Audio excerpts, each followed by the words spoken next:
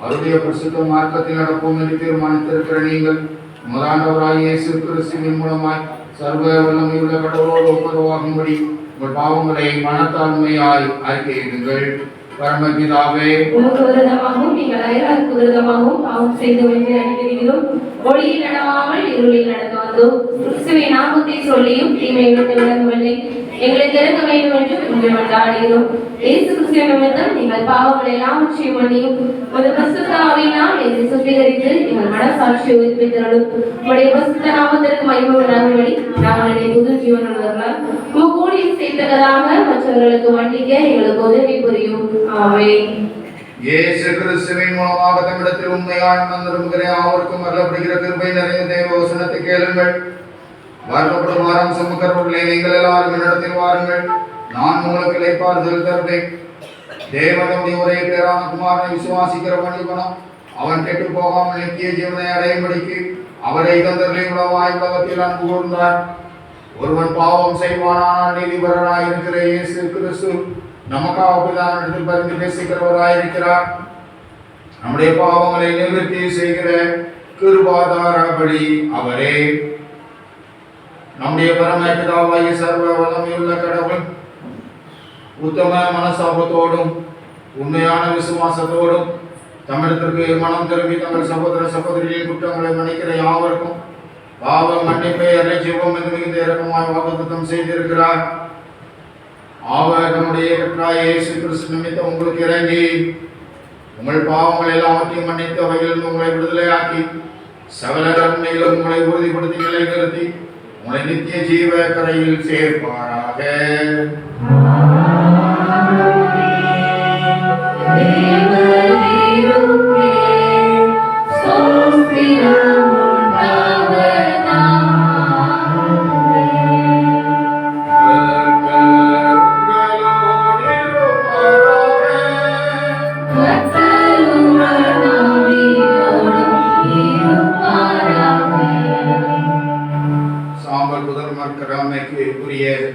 சுருக்க ஜெபம். அன்பின் பிதாவே, நாங்கள் உங்களுடைய திருக்குமாரனாகிய இயேசு கிறிஸ்துவின் மூலமாக கற்றுக்கொள்ள வேண்டியவைகளை இயேசு கிறிஸ்துவினுடைய வாழ்க்கையின் மூலமாக எங்களுக்கு கற்றுத்தந்தீரே.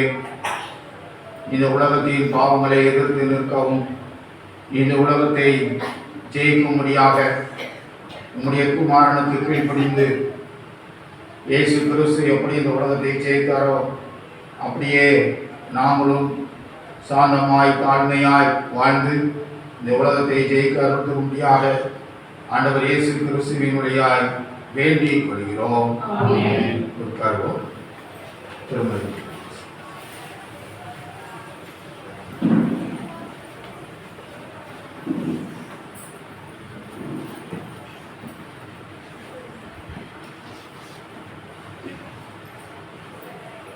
வாசிக்க முடியாத தெரிந்து கொள்ளப்பட்ட பொதுவான வேதபகுதி மத்தேயு எழுதின சுவிசேஷம் 11ஆம் அதிகாரம் 20ஆம் வசனம் முதல். மத்தேயு 11ஆம் அதிகாரம் 20ஆம் வசனம் முதல். அப்பொழுது தமது பலத்த செய்கைகளில் அதிகமானவைகளை செய்ய கண்ட பட்டணங்கள் மனம் திரும்பாமல் போனபடியினால் அவைகளை அவர் கடிந்து கொள்ள தொடங்கினார். கோரோசினே உனக்கு ஐயோ, பெத்தாசாயிவே உனக்கு ஐயோ, உங்களில் செய்யப்பட்ட பலத்த செய்கைகள் தீர்விலும் சீதோனிலும் செய்யப்பட்டிருந்ததானால் அப்பொழுதே ரட்டுடுத்தி சாம்பலில் உட்கார்ந்து மனம் திரும்பியிருப்பார்கள். நியாயத்தீர்ப்பு நாளிலே உங்களுக்கு நேரிடுவதை பார்க்கிலும் தீருவுக்கும் சீதோனுக்கும் நேரிடுவது லகுவாக இருக்கும் என்று உங்களுக்கு சொல்கிறேன். வான பரியந்தம் உயர்த்தப்பட்ட கப்பர்நகமே, நீ பாதாள பரியந்தம் தாழ்த்தப்படுவாய். உன்னில் செய்யப்பட்ட பலத்த செய்கைகள் சோதோமிலே செய்யப்பட்டிருந்தானால் அது இந்நாள் வரைக்கும் நிலைத்திருக்கும். நியாயத்தீர்ப்பு நாளிலே உனக்கு நேரிடுவதை பார்க்கிலும் சோதோம் நாட்டிற்கு நேரிடுவது லகுவாய் இருக்கும் என்று உங்களுக்கு சொல்கிறேன் என்றார். அந்த சமயத்தில் இயேசு சொன்னது, பிதாவே, வானத்திற்கும் பூமிக்கும் ஆண்டவரே, இவைகளை ஞானிகளுக்கும் கல்விமான்களுக்கும் மறைத்து பாலகருக்கு வெளிப்படுத்தினபடியால் உம்மை ஸ்தோத்திரிக்கிறேன். ஆம் பிதாவே, இப்படி செய்வது உம்முடைய திருவுலகத்துக்கு பிரியமாயிருந்து சகலமும் என் பிதாவினால் எனக்கு ஒப்புவிக்கப்பட்டிருக்கிறது. பிதா தவிர வேறொருவனும் குமாரனை அறியான். குமாரன் எவனுக்கு அவரை வெளிப்படுத்த சித்தமாய் இருக்கிறாரோ அவனும் தவிர வேறொருவனும் பிதாவை அறியான். வருத்தப்பட்டு பாரம் சுமக்கிறவர்களே, நீங்கள் எல்லோரும் இடத்தில் வாருங்கள், நான் உங்களுக்கு இளைப்பாறுதல் தருவேன். நான் சாந்தமும் மனத்தாழ்மையுமாய் இருக்கிறேன். என் நுகத்தை உங்கள் மேல் ஏற்றுக்கொண்டு இடத்தில் கற்றுக்கொள்ளுங்கள், அப்பொழுது உங்கள் ஆத்மாவுக்கு இளைப்பாறுதல் கிடைக்கும் என்று. என் நுகம் மெதுவாயும் என் சுமை லகுவாயும் இருக்கிறது என்றார் என்பது வாசிக்க முடியாது. தெரிந்து கொள்ளப்பட்ட பொதுவான வேதபந்தி.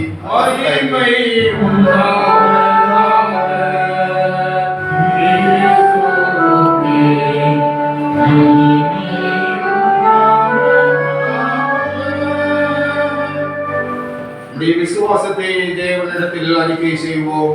வானத்தையும் பூமியையும்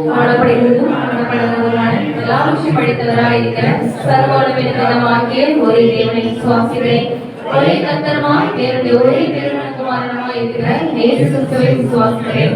அவர் சகல உலகம் உண்டாவதற்கு முன்னே நமது பிதாவினாலே ஜீவிக்கப்பட்டவர்.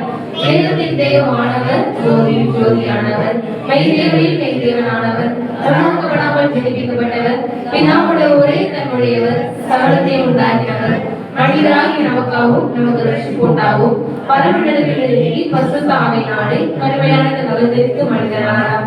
நமக்காக போதுமில்லாத காலத்தில் சிலரைந்து பாடுபட்டு அடக்கப்படப்பட்டார். வேத வாக்கியங்களின்படி 3ஆம் நாள் உயிர்த்தெழுந்தார். பரமண்டலத்தில் ஏறி பிதாவை வலது பாரசத்தில் வீற்றிருக்கிறார். உயிருள்ளவரின் மரித்தோரை நியாயத்திற்கு மகிமையோடு திரும்புவார். அவருடைய ராஜ்யத்துக்கு முடிவுகளாய் கர்த்தரமாய் ஜீவனை கொடுக்கிறவருமாய் பிதாவின் குமாரனுக்கு கொடுக்கிறவருமாய் பிதாவுடன் குமாரனுடன் கொடுத்தொழுது சோதனைப்படுகிறவருமாய் தீர்க்கதரிசிகள் மூலமாக உரைத்தவருமாய் இருக்கிற பரிசுத்த ஆவியை விசுவாசிக்கிறேன். ஒரே அப்போஸ்தலர் சபை ஒன்றில் விசுவாசிக்கிறேன். பாவ மன்னிப்பு பற்றி நியமிக்கப்பட்ட ஒரே ஞானஸ்நானத்தை அறிக்கையிடுகிறேன்.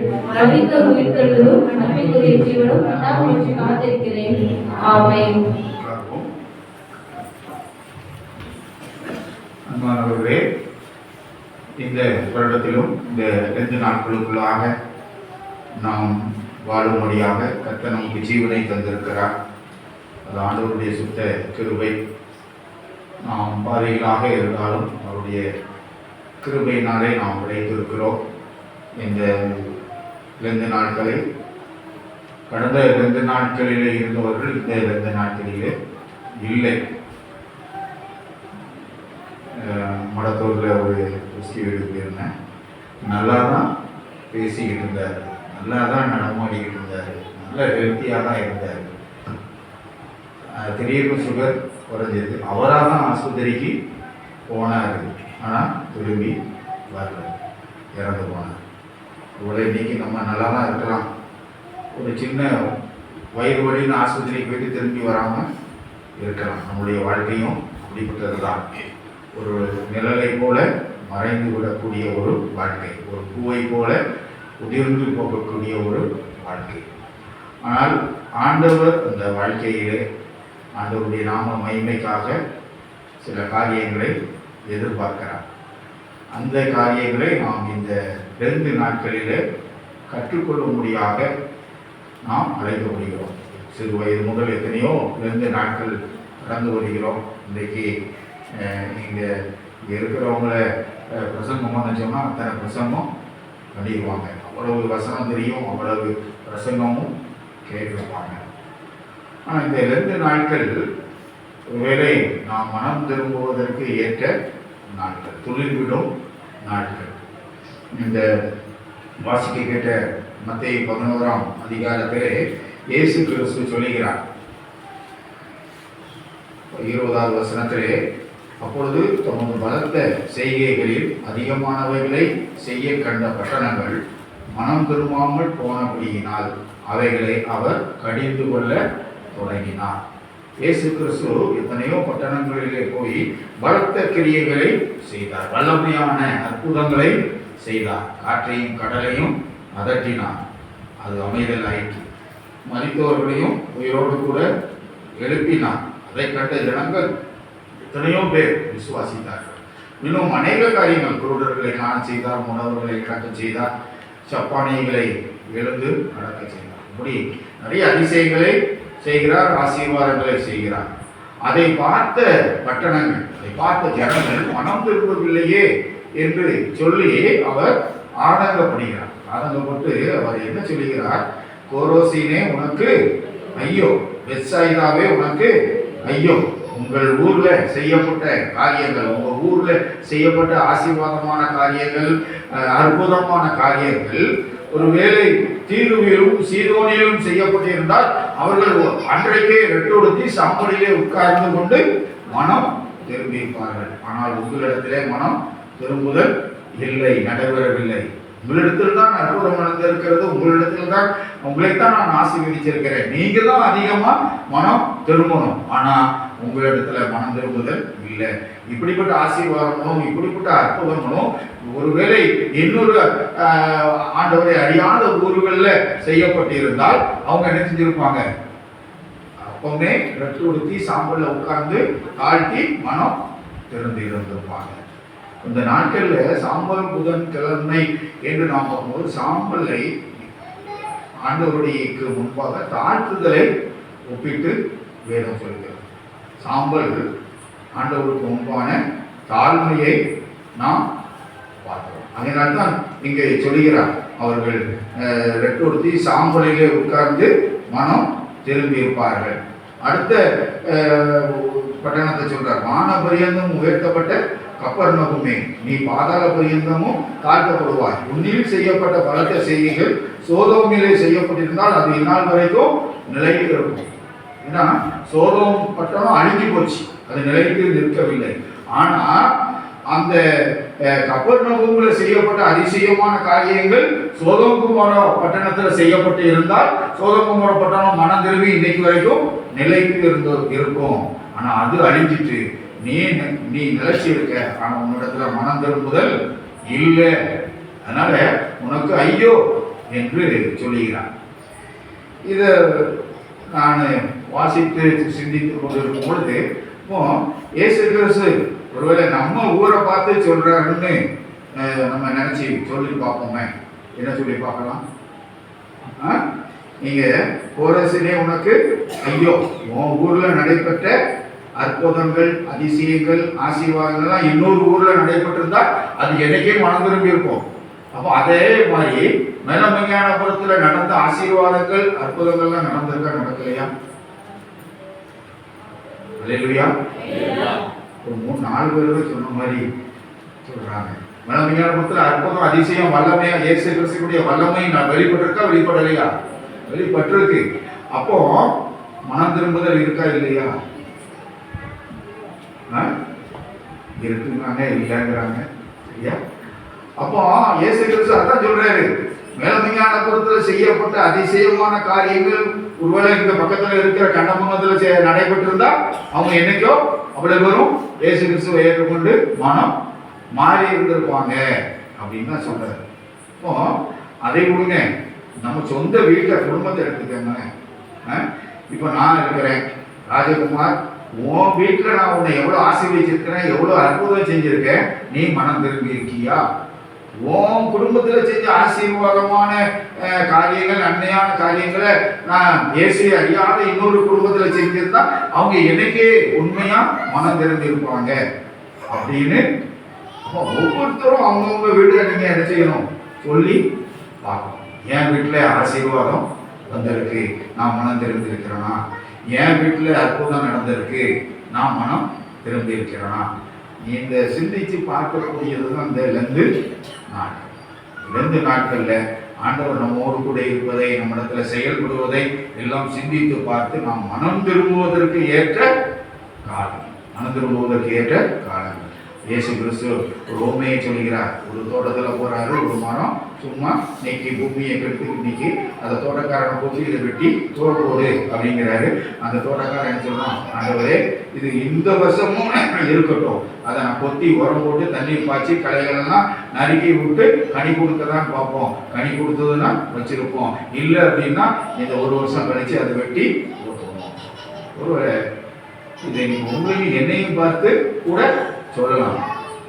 இவங்க இன்னும் ஒரு வருஷம் உயிரோட கூட இருக்கட்டும், இன்னும் ஒரு வருஷம் உயிரோட கூட இருக்கட்டும், அடுத்த 2 நாள் வரைக்கும் உயிரோட இவங்களை வச்சிருப்போம், இவங்க மனம் திரும்பிடுவாங்க. அப்படி திருந்தலைன்னா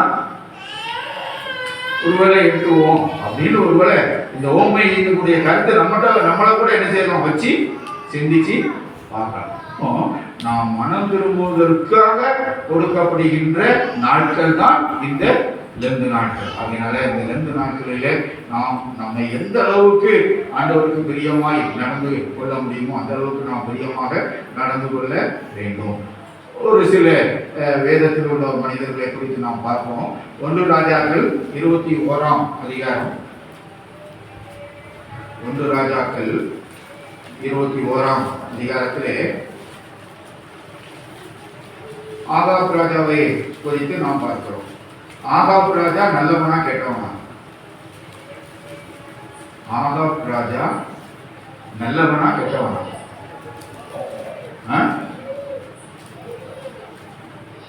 இந்த 25வது வசனம், 21, 25 வாசிங்க. தன் மனைவியாக இயேசேபேல் தூண்டி விட்டபடி அவன் யோக்கியனாக இருந்திருக்கிறான். அவன் மனைவி தான் என்ன செஞ்சுட்டான், தூண்டி விட்டுட்டான். அதனால அவன் பாவம் செஞ்சுட்டான். சரி, 27வது வசனத்தை பாருங்க.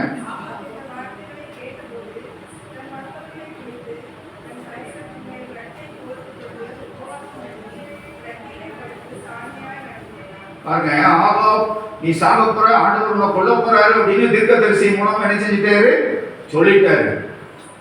உடனே ஆகாப் ராஜா என்ன செய்யறான், தன்னை தாழ்த்துகிறான், சாம்பலை எடுத்து மேல போட்டுக்கிறான், சட்டையெல்லாம் கிழிச்சு ரெட்டு உடுத்தி என்ன செய்யறான், தாழ்மையாய் ஆண்டவரிடத்துல வந்து ஆண்டவரே நான் தப்பு செஞ்சுட்டேன், என்ன மன்னியும் அப்படின்ட்டு கேட்கிறான்.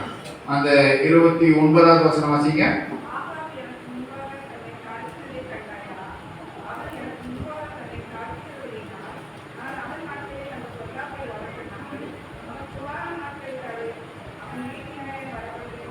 தீர்க்கதரிசியை பார்த்து கடவுள் சொல்றாரு, எப்பா ஆகாப் ராஜாவை நான் கொல்ல போறேன், தண்டிக்க போறேன்னு அவன்கிட்ட சொல்லு அப்படின்னு நான் அவன்கிட்ட தான் நான் சொல்லி விட்டேன். இப்போ அவன் என்ன செஞ்சிட்டான், மனம் திரும்பிட்டான். எப்படி அவன் மனம் திரும்புறதுக்குண்டான அடையாளங்கள் என்ன, தன்னை தாழ்த்தி ரெட்டுடுத்தி சாம்பல்ல உட்கார்ந்து அழுது பரண்டு என்ன செய்யறான், என்னை நோக்கி பார்த்து அவன் தாழ்மையா என்னை நோக்கி பார்த்தான். அதனால் நான் அவனை மன்னித்து விட்டேன். அவனுக்கு கொடுக்க வேண்டிய தண்டனையை யாருக்கு கொடுப்பேன், அவனுக்கு கொடுக்க மாட்டேன், அவன் பிள்ளைக்கு கொடுப்பேன் அப்படின்னு சொல்றார். ஒருவேளை இன்னைக்கு நம்ம செய்யற தப்ப நம்ம பிள்ளைக்கு வருமா வராதா? தைரியமா சொல்ல மாட்டேங்க, நிறைய தப்பு செய்வீங்களோ, அவ்வளவு பயமா இருக்குன்னு. அதுதான் உண்மை. மண்டைக்குள்ள நம்ம யாரையாவது தீமையா நினைச்சிட்டோம் அப்படின்னா நம்ம பிள்ளைக்கு வந்து சேரும். நான் ரொம்ப வாலிப வயசுலாம் ரொம்ப கடுமையா பேசுவேன். ஒருவேளை அது யாரையும் பாதிச்சதுன்னா கூட மன்னிச்சுக்கங்க. யாராவது ஒரு மனுஷன் நீங்க லவ் பண்ணீங்க அப்படின்னா உங்க பிள்ளையும் அந்த தப்பை தான் செய்யும். உண்மையா முடியாது. சமுதாயத்துல பார்க்குறோம். ஒருவேளை தாய் தகப்பன் நல்ல வாழ்க்கை வாழலை அப்படின்னா பிள்ளைகளும் நல்ல வாழ்க்கை வாழாது. நம்ம சமுதாயத்தில் பார்த்துட்டு தான் இருக்கிறோம். இது நான் எதுக்காக சொல்கிறேன் அப்படின்னா, அப்படியாவது நம்மை காத்துக்கொள்ள வேண்டும், மனம் திரும்ப வேண்டும். இன்னும் நிறையா சொல்லிக்கிட்டே போகலாம். தகப்பன் செய்கிற தப்பு பிள்ளைகளிடத்துல வந்து கேட்கப்படும். இங்கேயும் அப்படித்தான். அதே மாதிரி 2 ராஜாக்கள் 21ஆம் அதிகாரத்தில் பாருங்க. 2 ராஜாக்கள் 22வது அதிகாரத்தில் 13வது வசனம் வாசிங்க.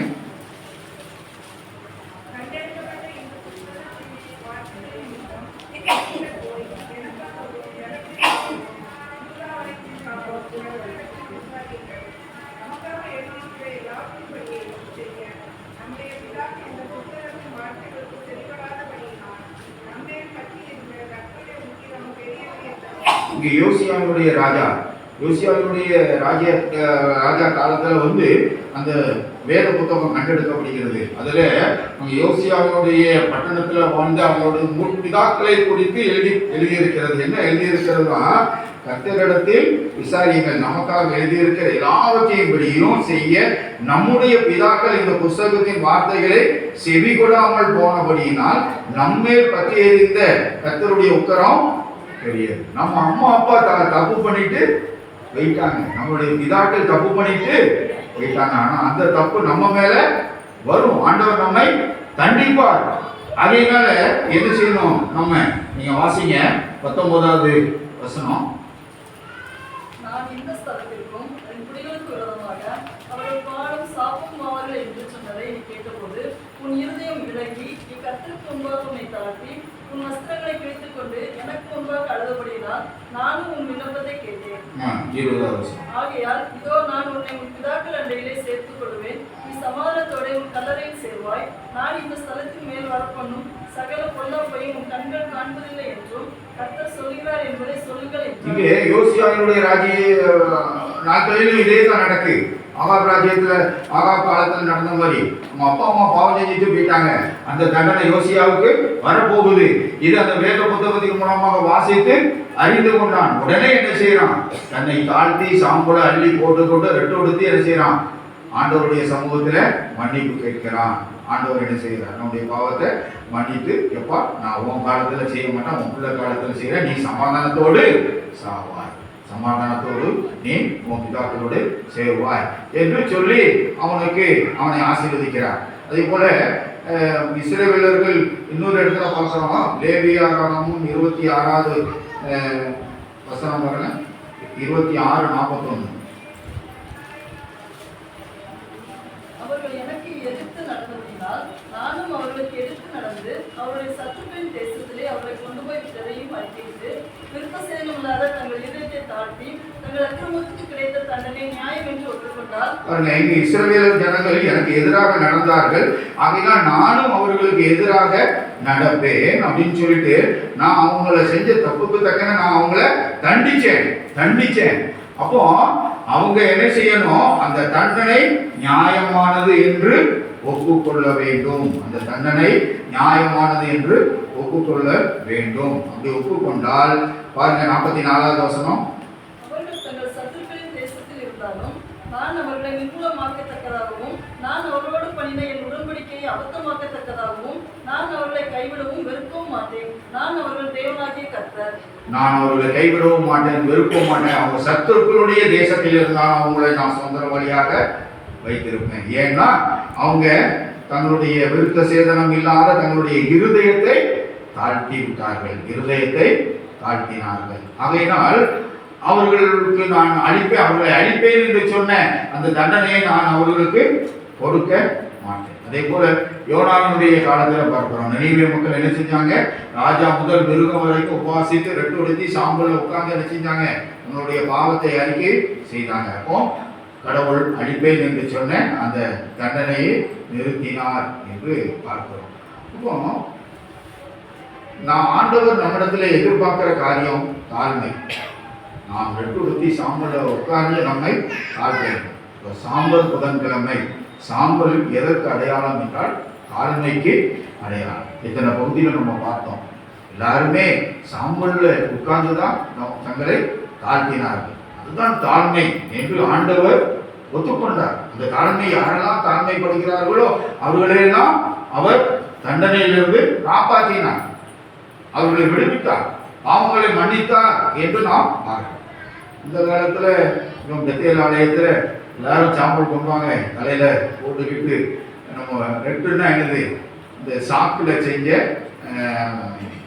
ஆடை, அதை போட்டுட்டு சாம்பலை போட்டுட்டு சாம்பல் முதல் மனைக்கு உட்கார்ந்து ஆண்டவரை ஆராதிப்போம், ஆண்டவர் முன்னால தாழ்த்துவோம் அப்படின்னா எத்தனை பேர் வருவீங்க?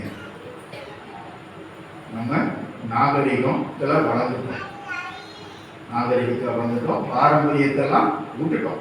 அந்த சாம்பல்ல உட்கார்ற பாரம்பரியத்தெல்லாம் விட்டுட்டோம். அதனால்தான் அப்போ சங்கீதம் 138:6 வாசிங்க.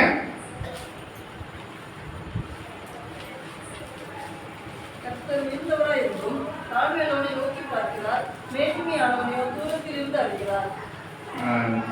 நீதிமொழிகள் 3:34. இவர் முறை அவர் இருக்கிறார், தாழ்மையுள்ளவர்களுக்கு கிருபை இருக்கிறார். யாக்கோபு 4:6. யாக்கோபு 4:6.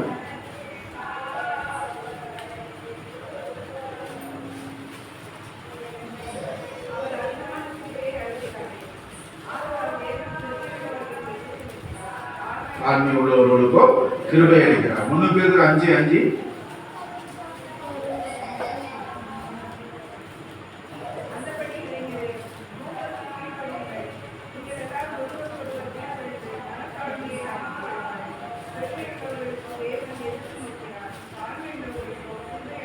நாம் மனத்தாழ்மையை அணிந்து கொள்ள வேண்டும். ஒருவேளை இன்னைக்கு நம்ம சாம்பலை போட்டு தலையில போட்டு இருக்கிற நாகரிகம் அந்த பாரம்பரியம் இல்லை. அப்புறம் ஆண்டவரும் அதை விரும்பலன்னு வச்சுக்கோங்க. ஆண்டவரும் அதை விரும்பலன்னு வச்சுக்கோங்க. ஆனா என்ன செய்யணுமா? மனம் திரும்ப வேண்டும். நம்மை தாழ்த்த வேண்டும். தாழ்த்த வேண்டும். இன்னைக்கு பார்த்தீங்கன்னா ஒரு சின்ன கிராமம் தான் நிலைமையான நகரம். இதுல எத்தனை போட்டிகள், பொறாமைகள், வகைகள் இருக்கா இல்லையா? இருக்கா இல்லையா? நான் சொன்னா ஐயோ நம்ம ஊரை பற்றி கேவலமாக சொல்லிட்டாருன்னு சொல்லிடுறீங்க. நீங்களே சொல்லுங்க, இருக்கா இல்லையா? இருக்கு. எத்தனை போட்டி, பொறாமை, நான் அப்படிங்கிற கர்வம் இருக்கா? நான் தான் பெரியவன், நான் தான் சிறந்தவன், நான் தான் உயர்ந்தவன், நான் தான் பெரியவன், நான் சொல்றது தான் நடக்கணும், நான் நினைக்கிறது தான் நடக்கும், இதெல்லாம் இருக்கா? இருக்கு. ஆனா நீங்க வேதத்தையும் புரட்டி பாருங்க, நான் சொல்றவங்க எல்லாம் அழுகி போன சரித்திரம் இருக்கு. நெபுகாத்நேச்சார் என்ன செஞ்சான்? நான் அப்படின்னா, நான் அப்படின்னு என்ன உயர்த்தினான். அவன் மிருகமா போயிட்டான். பரிசேயரும் ஆயக்காரனும் ஜெபம் பண்ணுவாங்க. பரிசேயர் நான் அப்படின்னு தானே உயர்த்தினான். ஆனா அவனுடைய ஜெபம் கேட்கப்படுது. ஆயக்காரன் தான் ஜெபம் கேட்கப்பட்டது, நீதிமானாக போனான் என்று சொல்லப்படுகிறது. வரலாற்று எழுதுனேன், நம்ம உலக வரலாற்றை எழுதுனேன். நம்ம ஜெர்மன் தேசத்துல ஹிட்லர் என்ன சொன்னாரு? நான் யூதர்களை எல்லாம் அழைச்சிட்டு உலகம் முழுவதையும் என்னுடைய ஆதிக்கத்துக்கு கீழே கொண்டுட்டு போறேன். இன்னைக்கு அதே மாதிரி சூழ்நிலை திரும்பியும் வருது. ஜெர்மன் தேசத்துல ஒரு கட்சி ஜெயிச்சிருக்காது. ஏதோ கம்யூனிச கொள்கை உள்ள கட்சி தான் இப்போ எலெக்ஷன்ல ஜெயிச்சிருக்கு. நம்ம மோடி மாதிரி பிரதமரா. அது ரொம்ப மோசமான ஹிட்லர் மாதிரி உள்ள தீவிரவாத கொள்கை உள்ளது அப்படின்னு தான் சொல்றாங்க. இப்போ அமெரிக்காவில் ட்ரம்ப் வேற நினைச்சிருக்காரு, நிறையா புரட்சி பண்ணிக்கிட்டு இருக்கிறாரு. திடீர்னு நினைச்சு என்ன செய்யறாரு? நிறைய புரட்சி செய்யறாரு. அந்த நேரம் அந்த உக்ரைன் பிரதமர் என்ன செஞ்சுட்டாரு? நீ வெள்ளை மாளிகைக்கு வா அப்படின்ட்டு கூப்பிட்டு வந்து வெள்ளை மாளிகையில் உட்கார வச்சுட்டு நீ ஒரு முட்டாள் அதிபர், நேரடியா சொல்ற, நீ ஒரு முட்டாள் அதிபர், 3வது உலக போற நீ ஆரம்பிக்க போற அப்படின்னு சொல்றாரு. இப்போ ஆரம்பிக்க போறேன்னு அமெரிக்க தேசத்தில் உள்ள பிரசிடென்ட் சொல்லிட்டாருன்னா ஆரம்பிக்க போதா? பார்த்துக்க எப்படி நாட்களில் நம்ம இருக்கோம். அமெரிக்காவும் ரஷ்யாவும் எதிரும் புதிருமா இருந்த காலங்கள் இப்போ 2 பேரும் சேர்ந்துக்கிட்டாங்க. ரஷ்யாவும் அமெரிக்காவும் சேர்ந்துக்கிட்டாங்க. இதில் வேற ரஷ்யாவும் சீனாவும் நட்பு நாடு. இப்போ இந்தியா எந்த நிலையில இருக்கும்? அப்போ இந்தியா அமெரிக்காவை சிநேகிச்சது அப்படின்னா ரஷ்யாவையும் சிநேகிக்கணும். இந்தியா ரஷ்யாவை சிநேகிச்சது அப்படின்னா சீனாவையும் சிநேகிக்கணும். சிநேகிக்குமா? சிநேகிக்காது. எப்படிப்பட்ட முரண்பாடான உலக அரசியல், சமாதான கேடுகள், 3வது உலகப் போர் ஆரம்பிக்கிறதுக்குண்டான அனைத்து காரியங்களும் நடந்துகிட்டு இருக்கு. இதுல வேற ஐரோப்பா தேசியம் முழுவதும் பிரிட்டன், இங்கிலாந்து எல்லாமே என்ன செஞ்சுட்டாங்க? அமெரிக்காவுக்கு எதிராக. என்ன இப்ப ட்ரம்ப் என்ன சர்வாதிகாரியா? நாங்கள்லாம் ஒன்று சேர்ந்தாச்சு அப்படின்னா அமெரிக்காவால் எங்களை ஒன்றும் செய்ய முடியாது அப்படின்னு நினைச்சுறாங்க. அவங்க ஒரு பக்கம் திரைச்சிட்டு வராங்க. முஸ்லீம் கண்ட்ரிகள் பூரா ஒரு பக்கம் திரைச்சிட்டு வராங்க. நமக்கு விஞ்ஞானபுரத்தில் உட்காந்துருக்கோம். நான் சொல்றது உங்களுக்கு தெரியுமா? இது தேவையா? யோசிச்சு பார்த்துக்கங்க. ஏன்னா இப்படிதான் அங்கே இதுல காசால ஒரு அடக்க ஆராதனை நடந்துட்டு இருக்குது. திடீர்னு பார்த்தா 3-4 இஸ்ரேல் ராணுவ பிளைனு போச்சா. உடனே இவங்க எல்லாத்துக்கும் பயம் வருது. இப்போ ஆராதனை நடந்துகிட்டு இருக்கோம், ஒரு 3 பிளைன் போச்சுன்னா என்ன ஆகும்? யாரோ மோடி சுற்றி பார்க்கறதுக்கு பிளைனில் போகிறாரு அப்படின்னு நம்ம பார்த்து என்ன செய்வோம்? ஜாலியாக இருக்கும். அங்கேருந்து எதையாவது போட்டுட்டாங்க அப்படின்னா நடக்கலாம் அப்படின்ற ஒரு சூழ்நிலைகளுக்குள்ள உலகம் போய்கொண்டே இருக்கிறது. அதுக்கு முன்னால் நம்ம என்ன செஞ்சிடணும்? மனம் திரும்பிடும். மனம் திரும்பினா நமக்கு வாழ்வு உண்டு. இல்லை என்றால் நாமும் மனம் திரும்பாத மனிதர்களோடு கூட சேர்ந்து நாமும் அழிந்து போவோம். இயேசு கிறிஸ்துவினுடைய தாழ்மையை குறித்து பார்க்கும் பொழுது பிலிப்பியர் 2:8 வாசிங்க. பிலிப்பியர் 2:8. அவர் மனுஷர் உண்மை காணப்பட்டு மரண பரியந்தம், அதாவது சிலுவை மரண பரியந்தமும் கீழ்ப்படிந்தவராகி தம்மை தாமே தாழ்த்தினார். அவருடைய வாழ்க்கை முழுவதும் எப்படி இருந்ததுன்னா தாழ்மையாக இருந்தது. தாழ்மையான பார்வை. இன்றைக்கு நம்ம பார்வை தாழ்மையா இருக்கா கெத்தா இருக்கா? சொல்லுங்க, யோசிச்சு பாருங்க. டீ கடைக்கு போகும்போது ஒரு சின்ன உதாரணம், டீ கடைக்கு போகும்போது தாழ்மையா போகிறோமா இல்லை கெத்தா போகிறோமா? பீடி கணக்கு போடும்போது தாழ்மையாக நம்ம நடை தாழ்மையாக இருக்கா, நம்ம பார்வை தாழ்மையாக இருக்கா, இல்லை கெத்தா பார்த்துட்டு போகிறோமா? ஏன்னா நம்ம எதிரியெல்லாம் நமக்கு முன்னாடி இருப்பாங்க, நம்ம 4 பேருக்கு முன்னால் கெத்தா போகணும் அப்படின்லாம் அந்த எண்ணம் வருதா வரலையா? பார்த்து அப்போ அந்த தாழ்மையான பார்வை இல்லை, தாழ்மையான வார்த்தை பேசுகிறோமா? நான் தான் அப்படிங்கிற ஒரு உயர்வான எண்ணம். எப்போ நான் ஒன்றுமே இல்லைப்பா, நான் ஒரு புழுதியும் குப்பையும் தூசியுமா இருக்கிறேன் அப்படின்னு உங்கள் ஊருக்குள்ள யாராவது உங்ககிட்ட சொல்லியிருக்காங்களா? சின்ன வயசுலேருந்து இன்னைக்கு வரைக்கும் இப்போ நான்லாம் ஒன்றும் இல்லைப்பா, நான் ஒரு தூசி, ஒரு குப்பை, ஒரு புழு, நான்லாம் ஒன்றுமே இல்லை அப்படின்னு யாராவது உங்ககிட்ட இந்த ஊருக்காரங்க சொல்லியிருக்காங்களா? நான் யார் தெரியுமா? எங்கள் அப்பா யார் தெரியுமா? என் குடும்பம் யார் தெரியுமா? நாங்கள் சந்ததி யார் தெரியுமா? அப்படி சொல்லி கேள்விப்பட்டிருக்கீங்களா? பாருங்க நம்ம எப்படி வாழ்கிறோம். ஆனால் வேதம் எப்படி வாழ கற்றுக் கொடுத்திருக்கிறது. இன்றைக்கு அதுதான் இந்த லெந்து நாட்கள். நாம் மனம் திரும்ப வேண்டும். இல்லை என்றால் ஒருவேளை நாம் வேறு இருக்கப்படுவோம். நம்முடைய வாழ்க்கையில் சந்தோஷத்தை எல்லாம் கெடுக்கக்கூடிய சூழ்நிலை வரலாம். பிள்ளைங்க தண்டிக்கப்படக்கூடிய சூழ்நிலைகள் வரலாம். நாம் மனம் திரும்ப வேண்டும். நாம் மனம் திரும்பிட்டா என் பிள்ளைங்க நல்லா ஆசீர்வதிக்கப்படுவாங்க. நான் மனம் திரும்பலைன்னா நான் செஞ்ச தவறுக்காக என் பிள்ளைங்களுடைய வாழ்க்கை அழிந்து போகக்கூடாது. அதனால் இந்த 2 நாட்களில் ஆண்டவர் நமக்கு தரக்கூடிய இந்த கிருபையான நாட்களிலே நம்மை தாழ்த்துவோம். தாழ்மையான எண்ணங்கள் ஆண்டவருடைய சமூகத்திலே தாழ்ந்து ஆண்டவர் தரக்கூடிய மன்னிப்பை நாம் பெற்றுக்கொள்வோம். மனம் திரும்புவதற்கு ஏற்ற கனிகளை நாம் கொடுப்போம். அப்படிப்பட்ட கிருபைகளை தேவன் நமக்கு தருவாராக. காணிக்கை பாடலாக நாம் அனைவரும் நேரம் சென்று கீதம் 438 பாடும். கீதம் 438.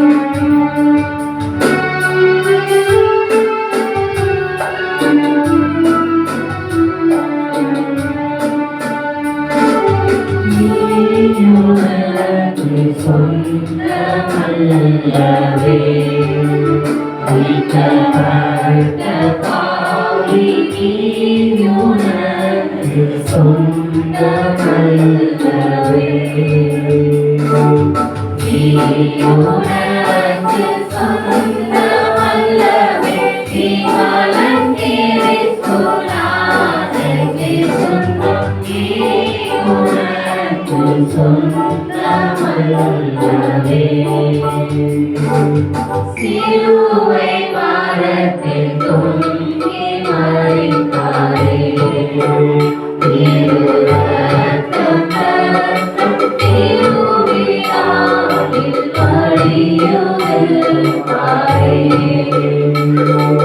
வலிய பரிசத்தால் கொண்டார் வாழ மகிமை உனக்கிவாய். சொந்தமல்லவே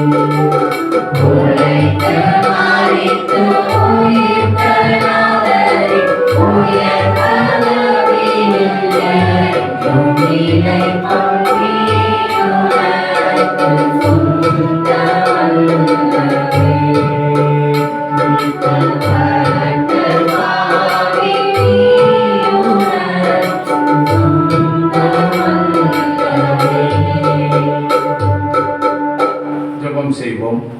அன்பின் இயேசு சுவாமி, எங்களோடு கூட பேசிய வார்த்தைகளுக்காக நன்றி செலுத்துகிறோம். ஆண்டவரே, நாங்கள் உணர்வடைய வேண்டும், மனம் திரும்ப வேண்டும், மனம் திரும்புவதற்கு ஏற்ற கனிகளை கொடுக்க வேண்டும், உம்முடைய ராஜ்யத்தின் பிள்ளைகளாக நாங்கள் வாழ வேண்டும் என்று சொல்லி எங்களை நீர் எவ்வளவாய் விரும்பி அழைத்து வந்திருக்கிறேன்.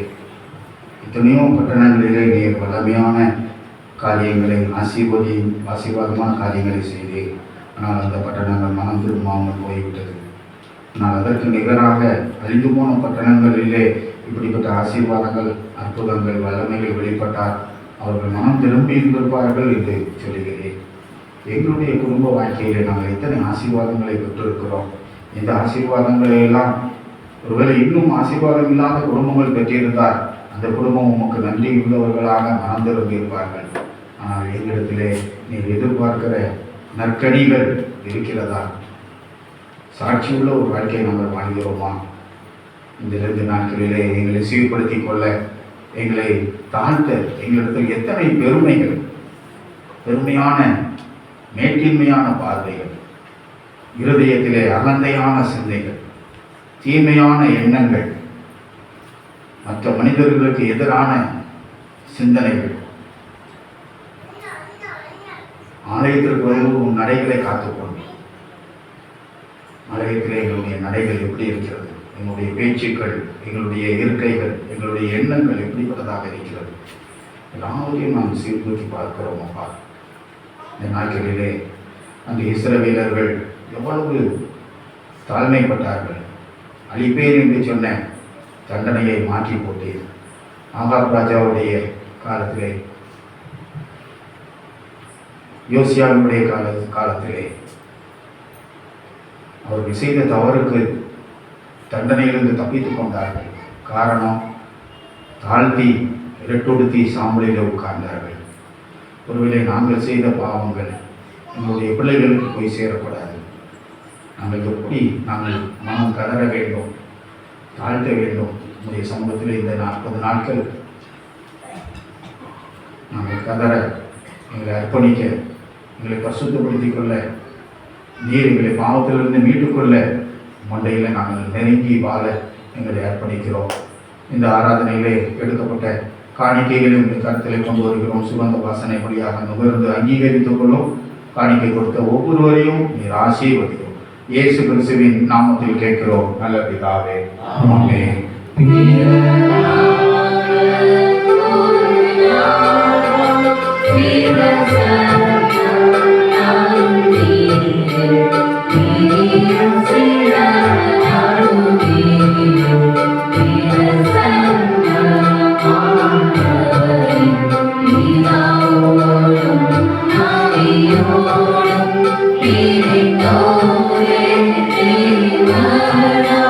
He's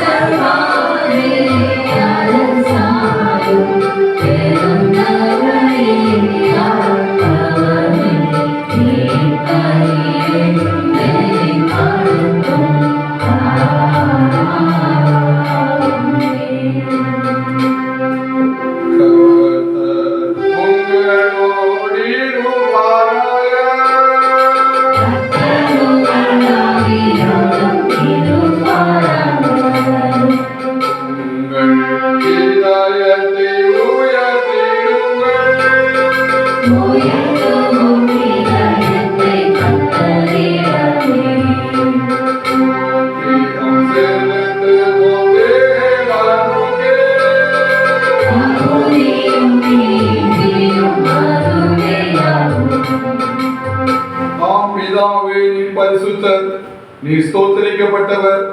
தேவரின் மனித உருக்கமாய் அன்பு கூர்ந்து உமது ஒரே பேரான குமாரனாகிய இயேசு கிறிஸ்து எங்கள் தன்மையை தரித்துக் கொள்ளவும் சிலுவையில் மறித்து எங்களை மீட்டுக் கொள்ளவும் அவரை தந்தருளினீரே. அவர் சிலுவையில் ஒரே தரம் தம்மை தாமே ஏகபலியாக ஒப்பு கொடுத்து சர்வலோகத்தின் பாவங்களை நிவர்த்தி செய்வதற்கு நிறைவும் பூரணமும் போந்ததுமான பலியையும் காணிக்கையையும் பரிகாரத்தையும் செலுத்தினதும் அல்லாமல் தமது அருமையான மரணத்தை என்றைக்கும் நினைப்பூட்டும் ஞாபகத்தை நியமித்து தாம் திரும்ப வருமிடவும் நாங்கள் அதை அனுசரித்து வரும்படி தமது பரிசுத்த சுவிசேஷத்தில் கட்டளையிட்டு அருளினாரே. இயேசு தாம் காட்டி கொடுக்கப்பட்ட அன்று ராத்திரியிலே அப்பத்தை எடுத்து ஸ்தோத்திரம் பண்ணி தம்முடைய சீடர்களுக்கு கொடுத்து, நீங்கள் வாங்கி புசியுங்கள், இது உங்களுக்காக கொடுக்கப்படுகிற என்னுடைய சரீரம், என்னை நினைவு கூறும்படி இதை செய்யுங்கள் என்றார். அப்படியே இயேசு போஜனம் பண்ணின பின்பு அவர் பாத்திரத்தையும் எடுத்து ஸ்தோத்திரம் பண்ணி தம்முடைய சீடர்களுக்கு கொடுத்து, நீங்கள் இதை பானம் பண்ணுங்கள், இது பாவ மன்னிப்பு உண்டாகும்படி உங்களுக்காகவும் அநேகருக்காகவும் சிந்தப்படுகிற புது உடன்படிக்கைக்குரிய என்னுடைய ரத்தம், இதை பானம் பண்ணும் பொழுதெல்லாம் என்னை நினைவு கூறும்படி இதை செய்யுங்கள் என்று திருவுளம் பற்றினார்.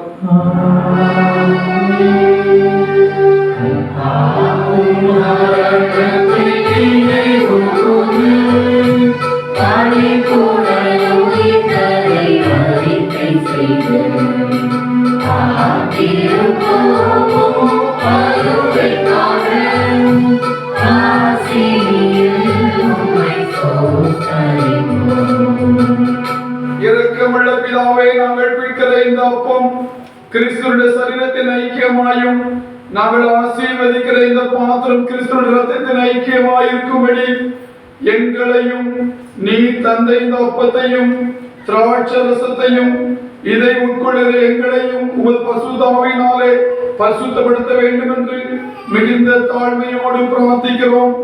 நாங்கள் எல்லாரும் எங்கள் ஆண்டவராகிய இயேசு கிறிஸ்துவில் கூட்டி இணைக்கப்பட்டவர்களாகி விசுவாசத்தில் ஒருமைப்படவும் தலையாகி அவருக்குள் எல்லாவற்றையும் வளரவும் கிருபை செய்யும். அவரோடும் பரிசுத்தாவியோடும் ஐக்கியமாயிருக்கிற சர்வ வல்லமுள்ள பிதாவாகிய உமக்கு அவர் மூலமாய் சகல கனமும் மகிமையும் என்றென்றைக்கும் உண்டாவதாக. ஆமென். நமது இரட்சகராகிய கிறிஸ்து கற்பித்தபடி அவர் நமக்கு அருளப்பட்ட தைரியத்தோடு சொல்வோமாக. பரமண்டலங்களில் இருக்கிற எங்கள் பிதாவே, உம்முடைய நாமம் பரிசுத்தப்படுவதாக, உம்முடைய ராஜ்யம் வருவதாக, பரிசுத்தவான்களிடத்திலே செய்யப்படுகிறது போல பூமியிலும் செய்யப்படுவதாக. அன்றைய அப்பத்தை எங்களுக்கு இன்று தாரும். எங்களுக்கு விரோதமாய் குற்றம் செய்தவர்களுக்கு நாங்கள் மன்னிக்கிறது போல எங்கள் குற்றங்களை எங்களுக்கு மன்னியும். எங்களை சோதனையில் பிரவேசிக்கப்படாமல் தீமையிலிருந்து ரட்சித்துக் கொள்ளும். ராஜ்யமும் வல்லமையும் மகிமையும் வெற்றிக்கும் உடையவைகளே. ஆமென். ஆண்டவருடைய திருப்பந்தியிலே செய்திருக்கிற நாம் நம்முடைய தகுதியற்ற நிலையை உணர்வோம். கேட்ட வசனத்தின்படி ஆண்டவருடைய சமூகத்திலே தாழ்மையோடு நம்மை அர்ப்பணித்து ஒப்பு கொடுப்பதற்கு அடையாளமாய் இந்த தாழ்மை பிரவேச ஜெபத்தை நாம் சேர்ந்து சொல்லுவோம். இரக்கமுள்ள கர்த்தாவே, நம்பி நாங்களுடைய பங்கையில் சேர துணியாமல் என்னுடைய அளவற்ற இறக்கத்தை நம்பி சேர்கிறோம். துணிக்கைகளை பொறுக்கிக் கொள்ள நாங்கள் பாகிதரல்ல. ஆனாலும் தேவரே எப்பொழுதும் எனக்கு செய்கிற லட்சணமடைய மாறாத ஆண்டவராய் இருக்கிறேன். ஆகையால் திருவிழா கர்த்தாவே, ஒரு அருமையான குமாரனாகிய இயேசு கிறிஸ்துவின் விளைவடையாத சரீரத்தாலும் இரத்தத்தாலும் எங்கள் பாவமுள்ள சரீரமும் ஆத்மாவும் சுத்தமாகி எப்பொழுதும் நாங்கள் அதற்குள்ளும் அவர் எங்களுக்குள்ளும் வாசமா இருப்பதற்கு ஏற்ற விதமாய் அவருடைய சரீரத்தை புசித்து அவருடைய ரத்தத்தை வானுமண்ணை எங்களுக்கு திருவை செய்தவர்களும். ஆமென். நாம் பிடிக்கிற அப்பம் கிறிஸ்துவினுடைய சரீரத்தின் ஐக்கியமாய் இருக்கிறது அல்லவா?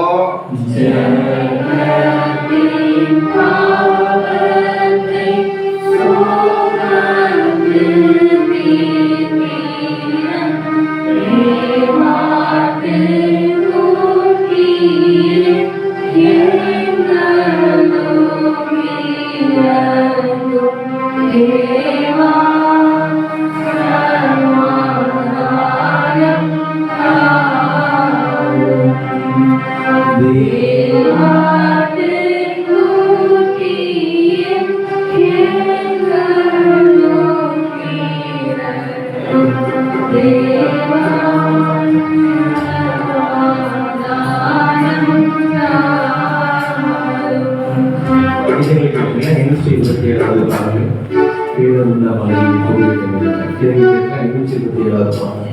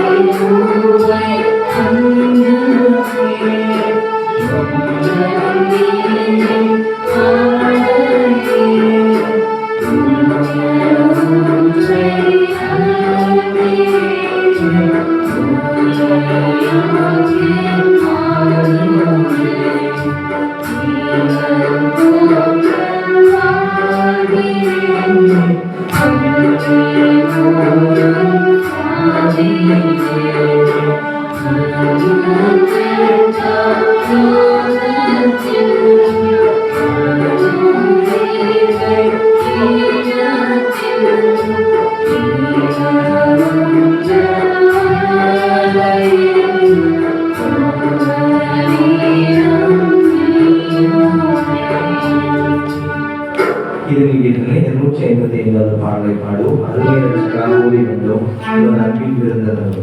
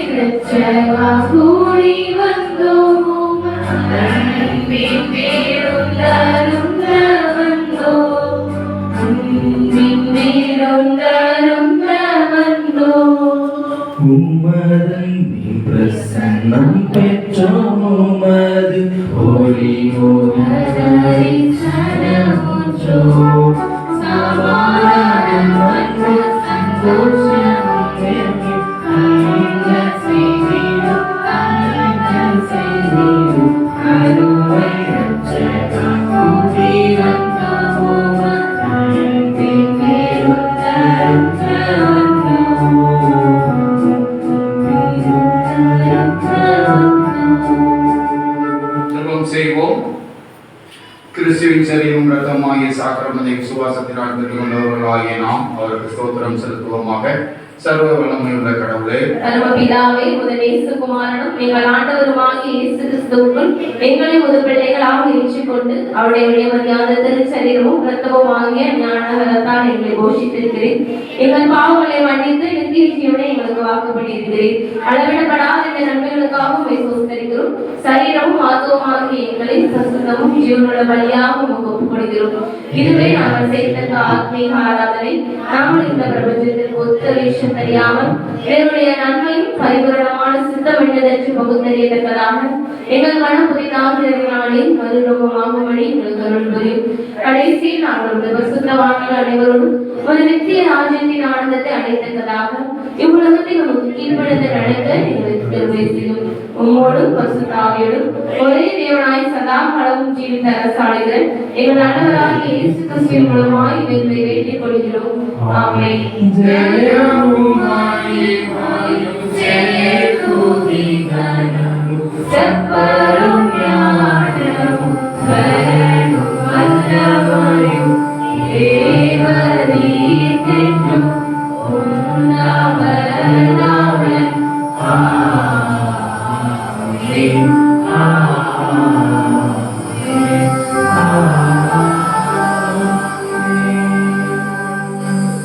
எல்லாவற்றையும் மேலான தேவ சமாதானம் உங்களோடு இருந்து நீங்கள் தேவனையும் அவருடைய குமாரனாகிய நம்முடைய நாதர் இயேசு கிறிஸ்துவின் பற்றிய அறிவிலும் அன்பிலும் நிலைத்திருக்கும்படி உங்கள் இருதயத்தையும் சிந்தையும் காக்கப்படுவது பிதா, குமாரன், பரிசுத்தாவியுமாகிய சர்வ வல்லமை பொருந்திய தேவனுடைய ஆசீர்வாதம் உங்களுக்குள்ளே இருந்து எப்பொழுதும் உங்களோட நிலைத்திருக்க கடவுது.